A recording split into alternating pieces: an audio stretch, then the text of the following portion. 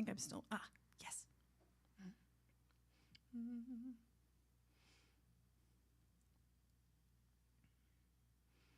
All right, let's do 10 seconds. Thank you, 10. 5, 4, 3, 2, 1. Hail, hail the 1st of May, oh, for it is the first summer's day, oh, cast your cares and fears away. Drink to the old horse on the 1st of May. Winter time is gone and past, oh, summer time is come at last, oh. We shall sing and dance the day and follow the hobby horse that brings the May. So hail, hail the 1st of May, oh, for it is the first summer's day, oh, cast your cares and fears away. Drink to the old horse on the 1st of May. Bluebells they have started to ring, oh, and true love, it is the thing, oh, love on any other day is never the same as on the 1st of May. So hail, hail the 1st of May, oh, for it is the first summer's day, oh, cast your cares and fears away. Drink to the old horse on the 1st of May. Never let it come to pass, oh, we should fail to raise a glass unto those now gone away, and left us the hobby horse to bring the May. So hail, hail the 1st of May, oh, for it is the first summer's day, oh, cast your cares and fears away. Drink to the old horse on the 1st of May.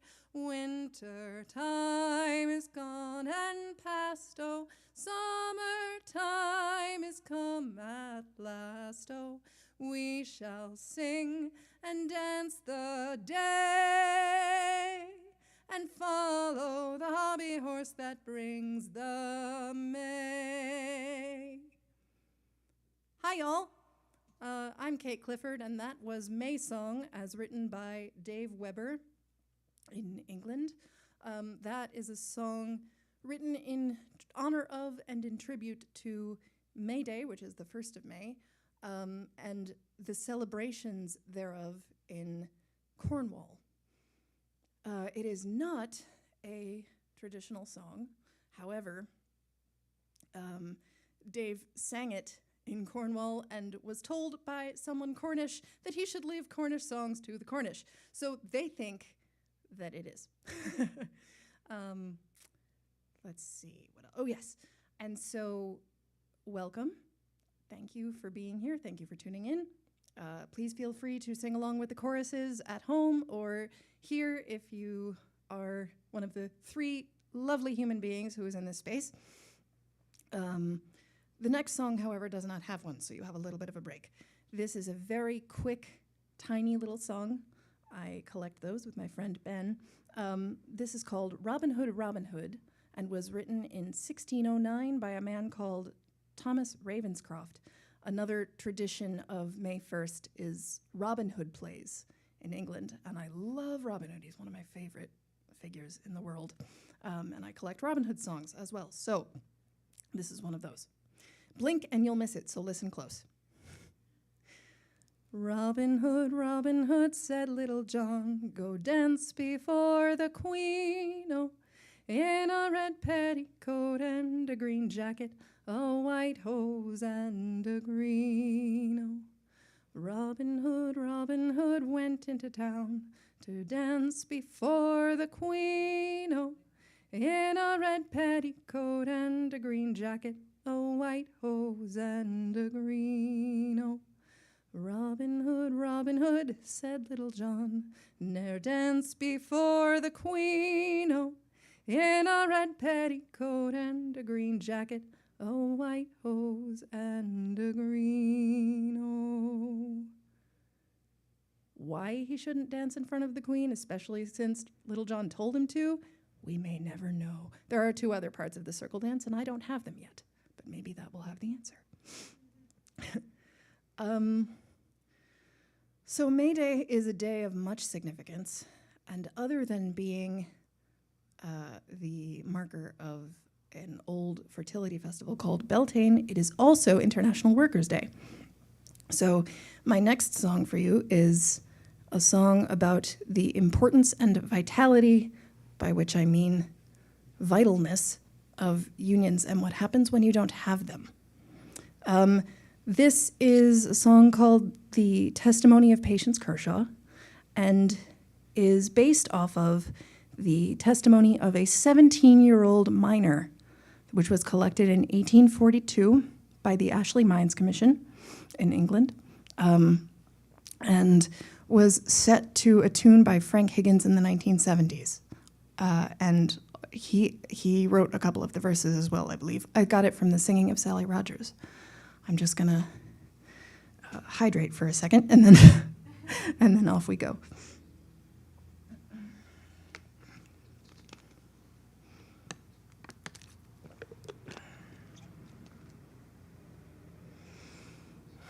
Right, so this is Patience Kershaw. It's good of you to ask me, sir, to tell you how I spend my days. Down in a coal black tunnel, sir, I hurry corves to earn my pay. The corves are full of coal, kind sir. I push them with my hands and head. It isn't ladylike, but sir, you've got to earn your daily bread. I push them with my hands and head, and so my hair gets worn away. You see this baldy patch I've got, it shames me like I just can't say. A lady's hands are lily white, but mine are full of cuts and sags. And since I'm pushing all the time, I've great big muscles on my legs. I try to be respectable, but oh, the shame, God save my soul. I work with naked, sweating men who curse and swear and hew the coal. The sights, the sounds, the smells, kind sir. Not even God could know my shame. I say my prayers, but what's the use?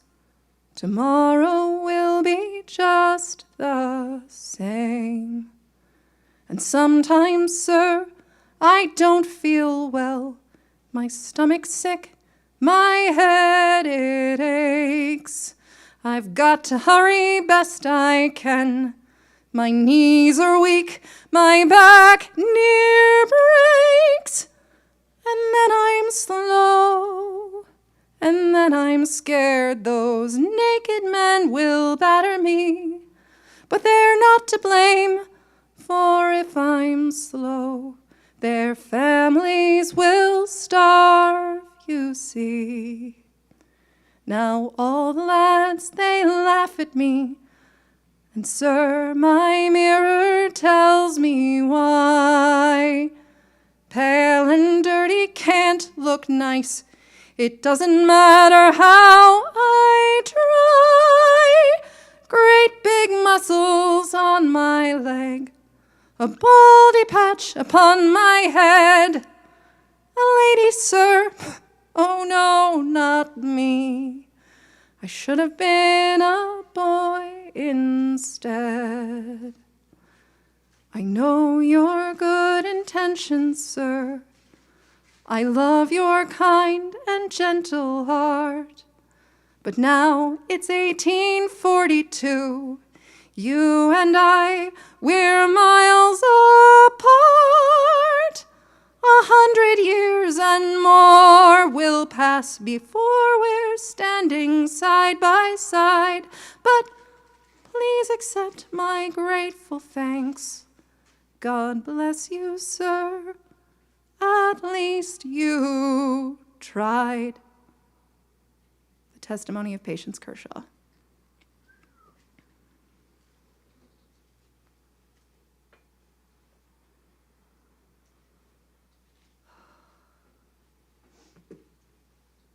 Oof.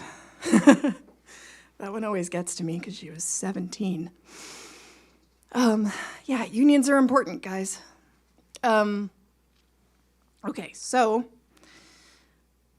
while we're singing about women's work, I'm going to offer you a sea song that's called When I Was a Fair Maid. I don't actually remember where I learned it.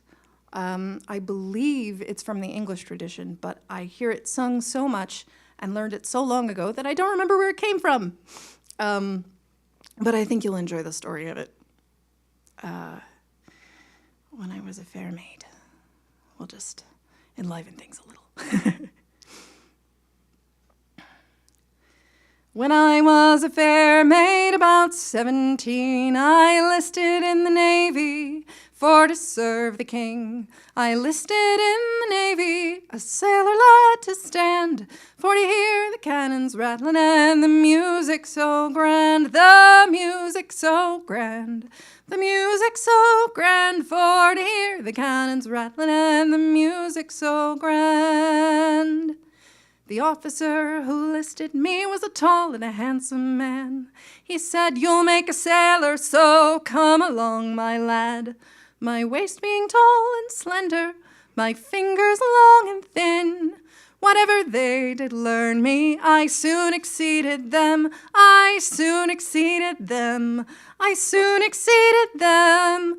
Whatever they did learn me, I soon exceeded them. They sent me to bed and they sent me to bunk. To lie with a sailor I never was afraid, but taking off my blue coat, sure it often made me smile to think I was a sailor and a maiden all the while. A maiden all the while, a maiden all the while, to think I was a sailor and a maiden all the while. They sent me to London for to guard the tower, and sure I thought I'd be there till my very dying hour. But a lady fell in love with me. I told her I was a maid. She went straight to the captain, and my secret she betrayed. My secret she betrayed. My secret she betrayed. She went straight to the captain, and my secret she betrayed. The captain, he came to me, and he asked if this was so. I dared not say no. It's a pity we should lose you, such a sailor lad you've made. It's a pity we should lose such an able young maid, an able young maid, an able young maid. It's a pity we should lose such an able young maid. So it's fare thee well, my captain, you've been so kind to me, and likewise to my shipmates I'm sorry to part with thee. If ever the Navy needs a lad, a sailor I'll remain.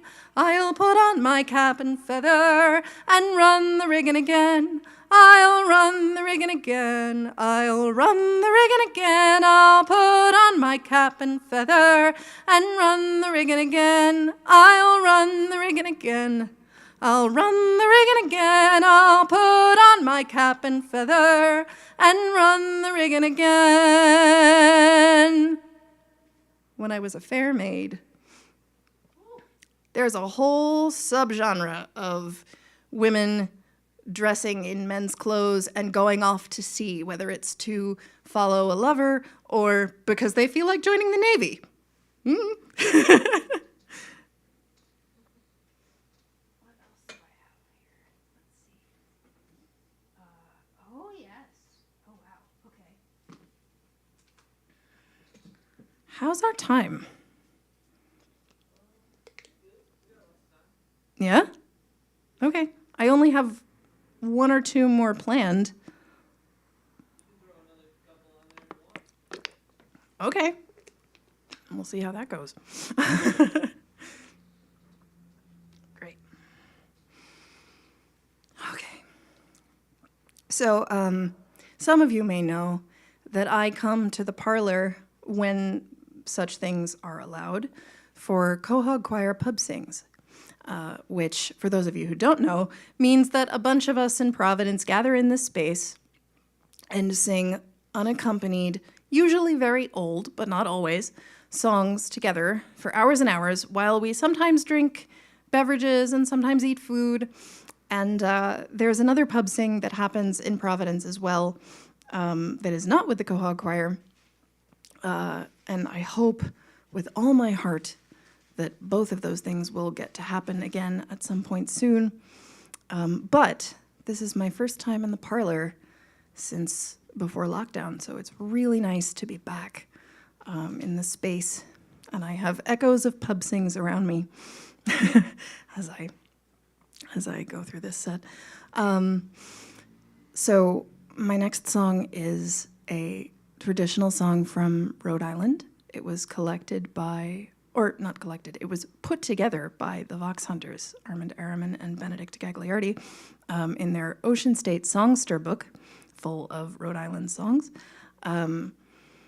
They put it together from one set of words and one tune, and I learned it from them. Unfortunately, I don't remember the songs that they combined to make this gorgeousness, but it is one of my favorite love songs. I love songs that have nothing to do with romance or sex, and this is one of my favorites. This is called Bury Me Not in the Deep, Deep Sea. Feel free to sing along on the chorus if you like.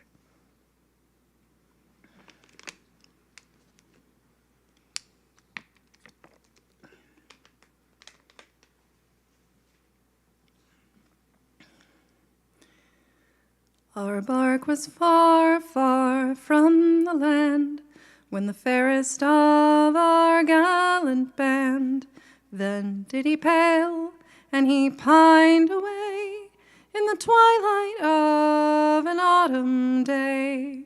It matters not, I have oft been told, where the body lies when the heart gets cold. For the sake of dear ones waiting for me, bury me not in the deep, deep sea. We'd watched him through long hours of pain. Our cares were great, our hopes in vain. Death's stroke he gave no coward's alarm, but he smiled and died in his messmate's arms. It matters not, I have oft been told, where the body lies when the heart gets cold. For the sake of dear ones waiting for me, bury me not in the deep, deep sea. We had no costly winding sheets, we laid 2 round shots at his feet. He lays in his hammock as snug and sound as a king in his long shroud, marble bound. It matters not, I have oft been told, where the body lies when the heart gets cold. For the sake of dear ones waiting for me, bury me not in the deep, deep sea.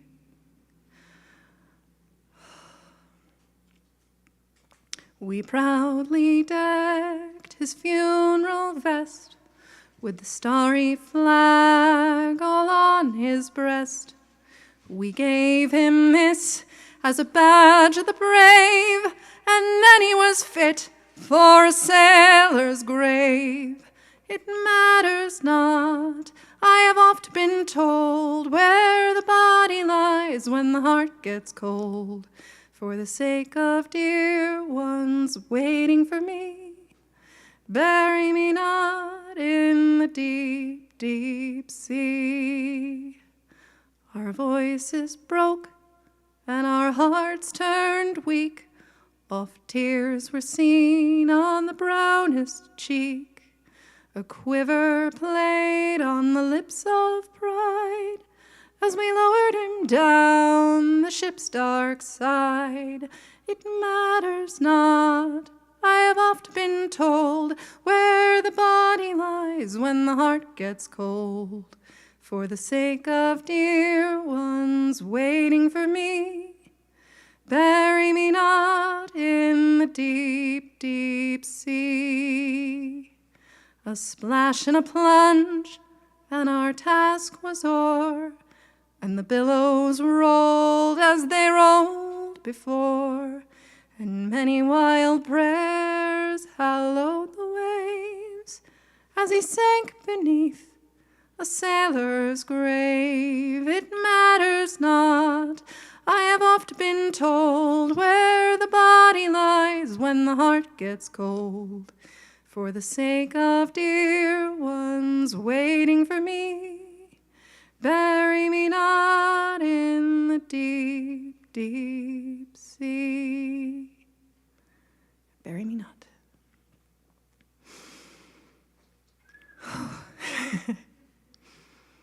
Man, thanks for the chance to share that one. I missed it.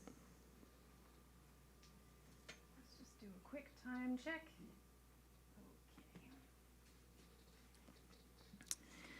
I've got one more for you. This is one. This song is actually a rhyme that I found on Facebook a couple of years ago in the middle of the Me Too movement. It was written by someone named G.H. Finn as a girls' skipping rhyme in an entire world that this person has crafted. But I didn't know that at the time. All I knew was that it was called Girls Skipping Rhyme and was listed as a traditional song from that country. I came to find later when I contacted the person who made it that the country was in fact an invention of the creator. But this is the Girls Skipping Rhyme. A melody for it just came knocking at the door of my mind palace, and here it is. This is another quick one, but I thought it was important for right now.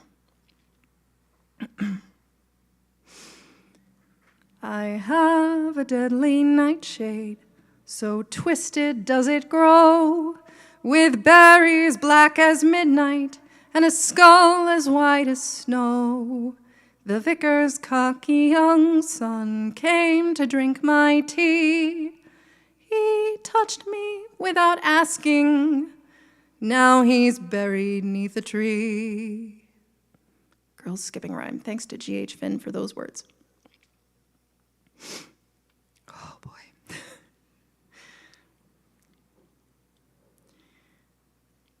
How's our timing, friends? Yeah? I can find another one if you like. I'm not sure how much more time we've got, but let's see. So, what can I give you? We have about like 5 minutes. 5 minutes, great. Thank you. Okay, Tess and Company, would you like to sing along with me on something? Is the Pope Catholic? Excellent, I love that answer. Okay, so we're gonna do a women's shanty is what we're gonna do. Or, well, I shouldn't call it that. We're going to do a women's work song that was collected in Nova Scotia, Canada, by Helen Creighton, who is my absolute favorite folk song collector. Yes, kids, I do have one of those. She's my favorite, she's the best. But this is a work song that was sung by women at in the harbor when they were, I believe, loading cargo. And the verses, except for the first one, the verses come from Joy Bennett of the Johnson Girls, who heard the field recording, the recording that Helen Creighton collected, which is just the chorus, and made a zipper song, what we call a zipper song out of it, which essentially means that she made up some verses that were where you just fill in whatever words you like. This is called Brandy. So you guys will pick it up pretty quick, I bet. Brandy good for sailor men, brandy, oh, early in the morning, brandy, oh, early in the morning, get us a drop of brandy, brandy good for sailor men, brandy, oh. So that's the whole song, except brandy is the thing that changes. Everything else repeats. Harbor good for sailor men, harbor, oh, early in the morning, harbor, oh, early in the morning, get us a drop of brandy, brandy good for sailor men, brandy, oh.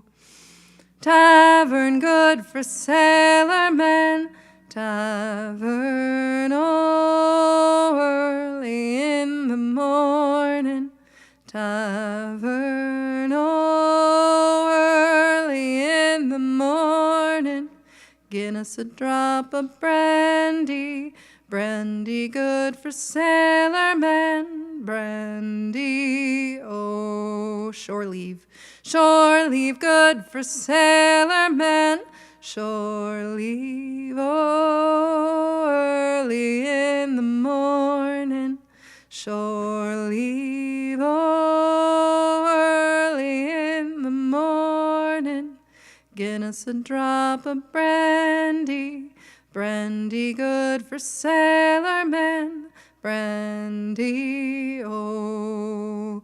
Lovin' good for sailor men, lovin', oh, early in the morning, lovin', oh, early in the morning, get us a drop of brandy, brandy good for sailor men, brandy, oh. Payday.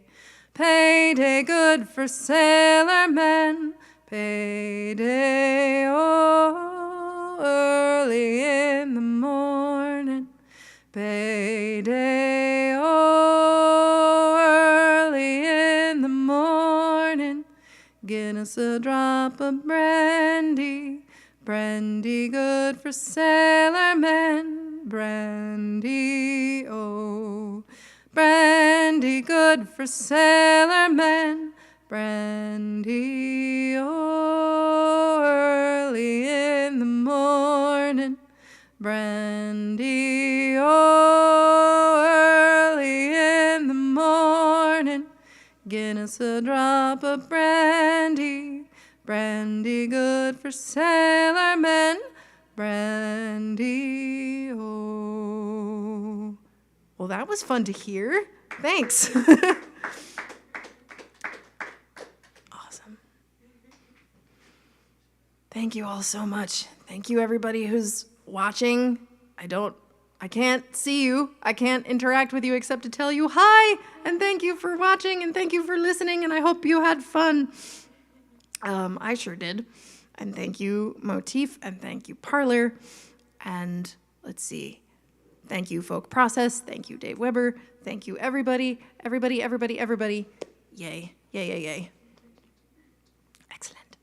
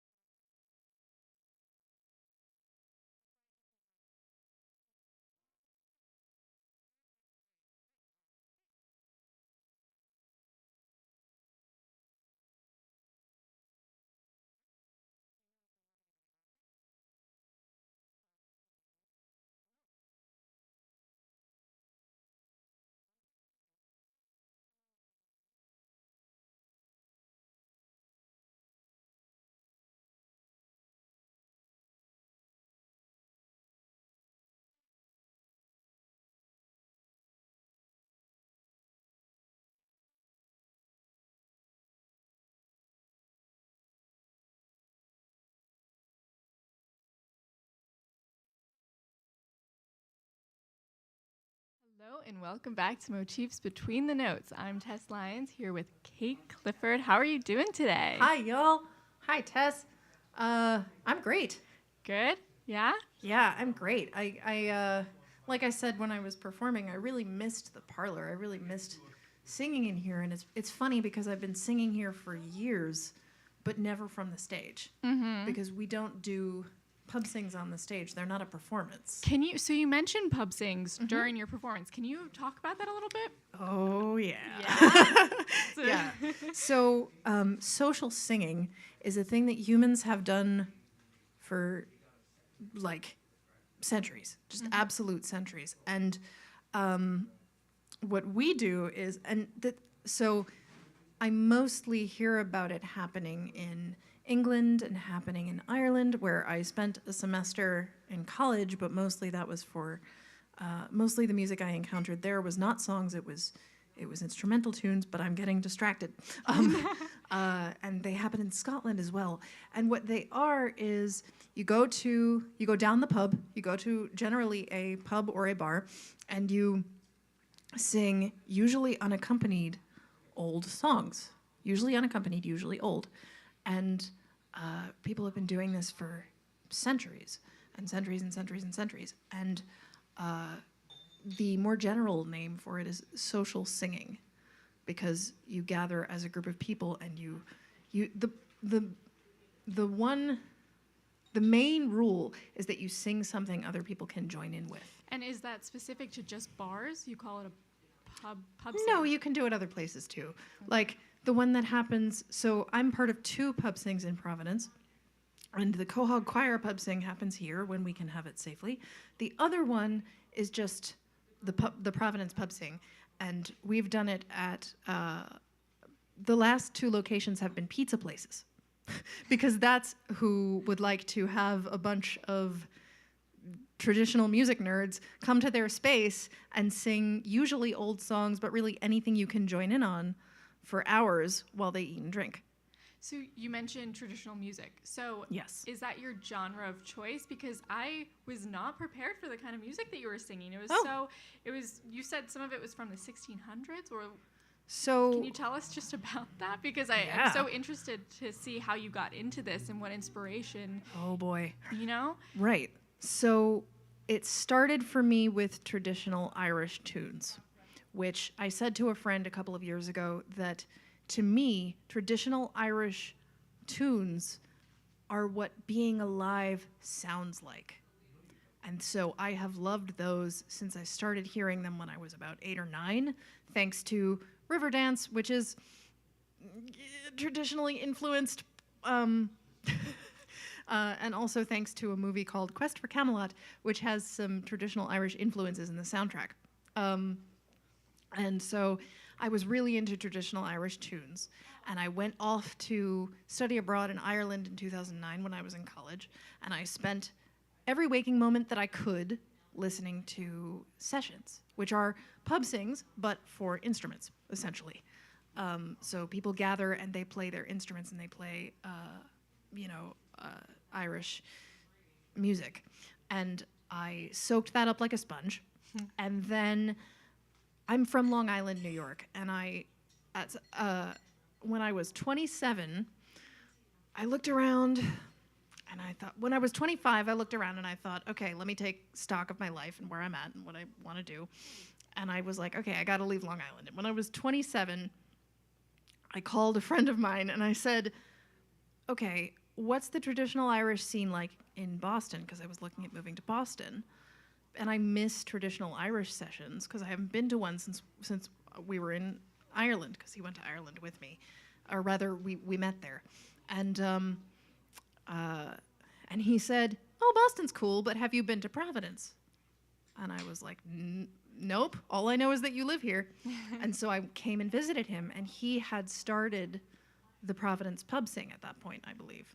And so I went to one, and I was blown away. I was like, what is this? And how do I get more of it in my life? Immediately, please and thank you. Does that answer your question? Yeah, no, that's awesome. That was in 2016. I moved in October of 2016, and I've been here ever since. So the Irish scene here is just lively. So we do have Irish sessions. Obviously, well, actually, Patrick's Pub is happening now safely. But so we do have Irish sessions, but the pub sings are not. We don't have instruments. Our pub sing does not have instruments, just voices. So we just gather and sing a bunch of a cappella stuff like I did, except we all sing the choruses together.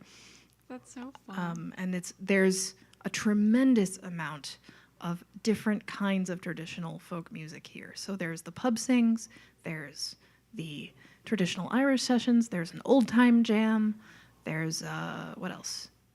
Nick and Ease does a bunch of bluegrass, which I'm sure you know about. So those are all different kinds of traditional music. Mm-hmm. And I love Rhode Island and specifically Providence because it is such a it is just so full of this incredibly old, incredibly powerful, incredibly beautiful stuff that is so community based. There's so much history in Rhode Island, Providence specifically. So you think that the music scene here for you specifically is just top tier? Oh, absolutely. So what did you do during COVID when you couldn't get together with large groups of people and go into public? I mean, that must have been so tough to not be able to perform. It was really hard not to be home for a while. Yeah. You know? But the Providence pub sing crowd is the Providence arm of the New England social singing community. There is a particularly large social singing community in New England. We have festivals, we have pub sings in different states. It's all a big, I hesitate to say family because I grew up in musical theater and we overuse that word, but the folk family is real, right? And so what we did was we started meeting over Zoom. And what we would do is we would have Zoom sings, where obviously you can't sing together, but what you can do is you can go around and everybody offers a song and you mute yourself and you sing along at home. And it's not the same. It's not the same, and for a while it was really hard. If you mute yourself, then you're not all singing together. Right. Oh. Right. And at the beginning, when we started doing Zoom sings, it was actually, I didn't do them for a while because it was too painful because it reminded me of what we were missing.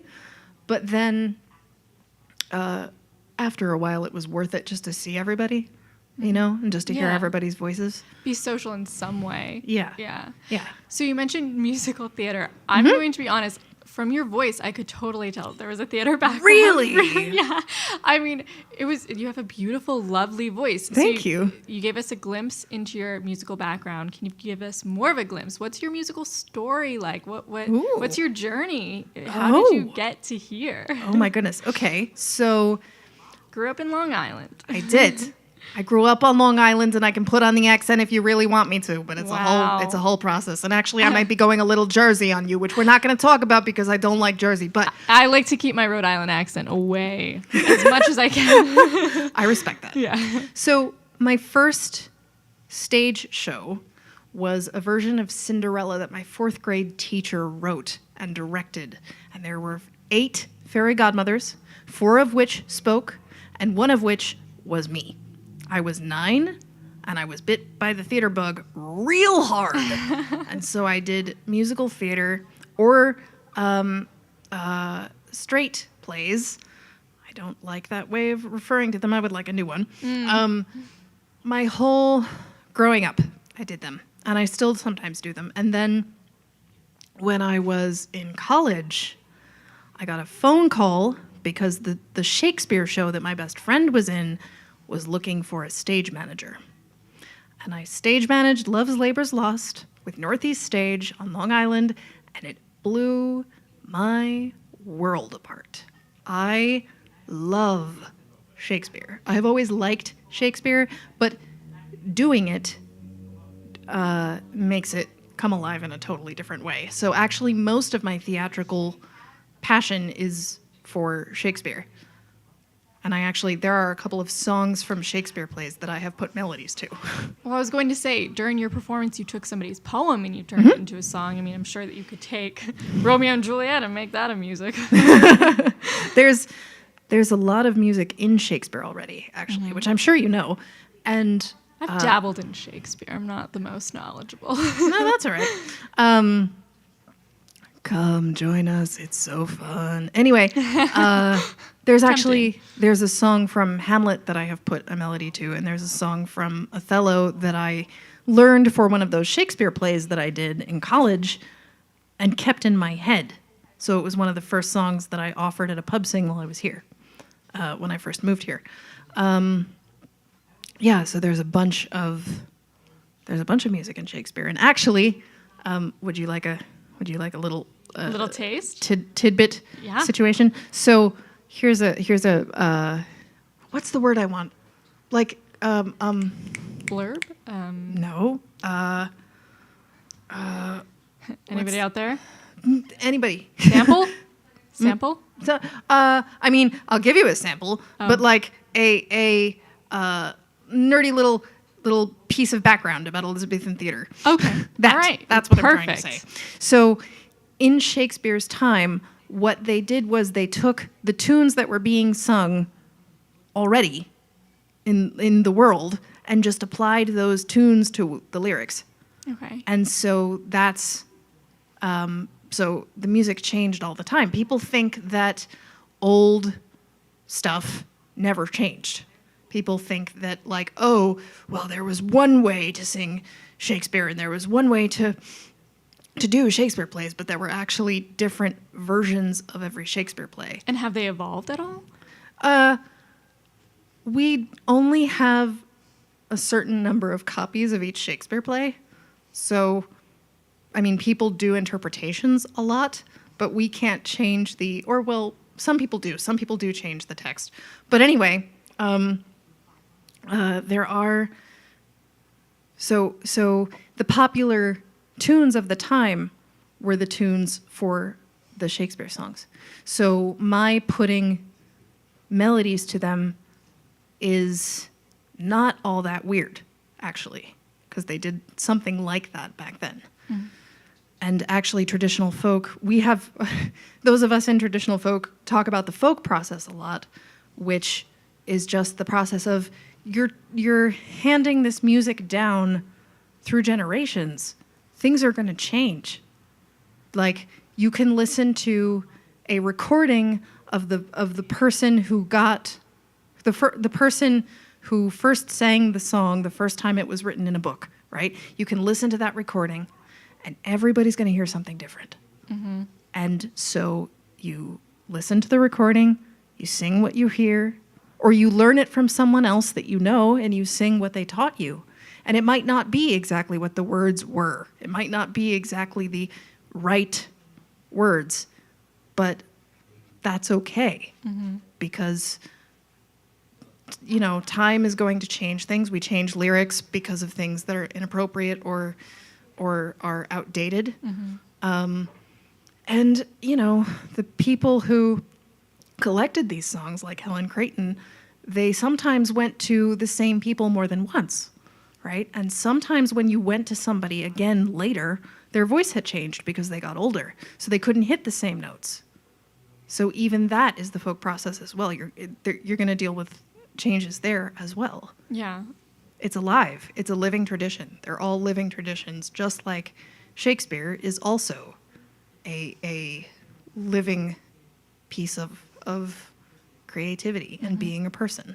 Does that make sense? Yeah, you talk so lovingly about this kind of music and these songs. What do you love the most about these songs? Is it the history behind them? Is it the storytelling? I mean, you were choked up a few times while performing. The emotions that they evoke? What? I think what I love the most about this music is kind of a combination of the first two, because I sometimes jokingly say the older something is or the easier it is to sing with other people, the more likely I am to sing it. What I love about this stuff is it connects us to so many people. It doesn't just connect us to other people who sing along on the chorus, like you did. It doesn't just connect us to other people we might share a stage with if we choose to do that with this music. It also connects us to people who lived and died, in some cases, centuries before we were even a thought. It connects us to, like, Dave Weber, the man who wrote the first song that I sang, lives in England. And I may never have met him if not for this music. And he's one of my favorite people in the world, you know? But it connects us to, so there are echoes of hundreds of thousands of people in everything, every note that I sing, every word that I sing, because anyone who's ever sung it is with me every time I do. You're so knowledgeable about the history, too. I mean, after Thank every you. song, you would explain a little bit about the lyrics and a little bit about the meaning, and I think that's... God, I hope I didn't bore you. No, it was so impressive to me that Oh, that you thanks. could remember not just the lyrics, but the stories behind the lyrics. I mean... That's really important to me, though, you know? I mean, some of these songs are written, and some of these songs, like Patience Kershaw, is a written song, but it's based on an actual testimony that a 17-year-old gave, you know, 100 and change years ago, you know? And it's really important to me to keep her name attached to this song and to know who she was and why she said this. You know, that's, to me, being part of this particular kind of music is an absolute honor, but it's also, there is a duty almost attached. I don't like the word duty, but there is a responsibility attached to carrying on this music, because to me it's not just about the words or the lyrics or the melodies, it's about the people attached to them. Because you're keeping them alive just like you're keeping the songs alive. That's what's so special about this. It's so easy to just forget something or have it fade away, and so you're keeping it alive every time that you sing these songs. I'm trying to, anyway. Yeah. And I should say, forgetting stuff is allowed. A lot of the times, I have a friend who, if he drops a lyric, he'll look up at the ceiling and say, "It's on the ceiling." You know, we forgetting stuff, or like I said before, changing words is okay as long as you know why you're doing it. And if in the case of forgetting stuff, that's allowed. People forget stuff all the time. You know, the people collecting stuff forgot things. There's so much to remember. Yeah, what matters is that you tell the story. And in my case, what matters also is that I have some background so that I can ground it in where it came from and who it's about or who made it, or, you know, the tradition it comes from. Because there's also, as a white woman, right, there's also an element of, I have a responsibility to understand what I'm singing and where it comes from, because a lot of the traditions that I am connected to come from people of color and come specifically from Black traditions. And so that is a duty to me, to know that information and to respect it. Does that make sense? Yeah, 100%, totally. It seems like you've had some pretty awesome times singing these types of songs and performing. What has been your favorite memory while performing so far? Wow, that's Or not even specifically performing, I guess just your favorite memory on this journey, you know, Wow. like being a part of these songs. Can I tell you two? I'll allow two. Okay, if we have time. Yeah, no, that's totally. One is, Dave Weber has also written other songs, and he has this beautiful love song called Bonnet and Shawl that I absolutely adore. And I learned it was one of the first songs that I learned. And when I met him a couple of years later at a folk festival that was a week-long camp, Trad Mad Camp, guys, traditional music and dance camp in Plymouth, Mass. Go to it. It's magic. There are scholarships. It's in August. Just saying. Anyway, I met him at Trad Mad, and I said to a friend of mine, Dave Weber is going to be at Trad Mad. I'm so excited to meet him, and I'm so nervous. And she said, you have to sing him Bonnet and Shawl. And I was like, what? No, I can't do that. I'll do it wrong, and I'll embarrass myself. And she said, no, trust me. Trust me, you have to do it. And by the end of the week, he was so warm and so wonderful as a person that I felt safe doing that. And so I said, Dave, I have something to sing. Is that okay? And he was like, yeah, sure. And so I sang Bonnet and Shawl, and he harmonized with me. And then at the end of it, he said, I wrote that. And she just sang it. And it was one of the most beautiful things I've ever experienced because he was so open to it. He was so excited about it. He was so welcome to it. And like, it was such a beautiful, lived experience of the tradition, It's probably such a compliment to him too. Thanks. Yeah. My other favorite that immediately jumps to mind is the first time I ever did a solo gig. I was performing at a friend's house. House concerts are so great. They're my favorite. Anyway, so I was performing at a friend's, and the last song that I did is a song called Here Is My Home by Cy Khan, and it's about how he feels that his home is where he is singing with other people. And the first verse is, good friends from whom we now must part, where are we bound? Your hands and voices lift my heart. Here is my home. And the whole song is about, how beautiful that is. And it's a very important song to me, and it's one of my favorites. And I closed the concert with it. And because we all sing together all the time on all the choruses, I expected everybody to sing with me, and they did. What I didn't expect was for this room full of my favorite people, and people I admire, and people I love, and people I look up to, and people I know really well.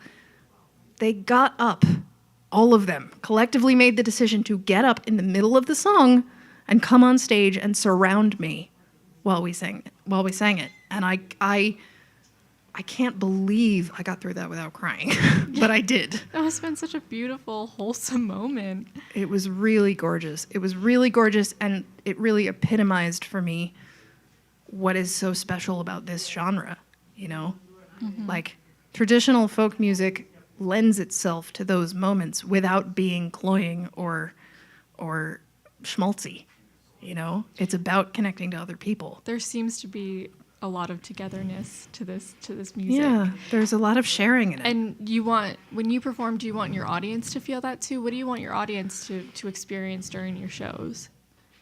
I would like them to feel connected to the stories and to the people that the songs connect me to.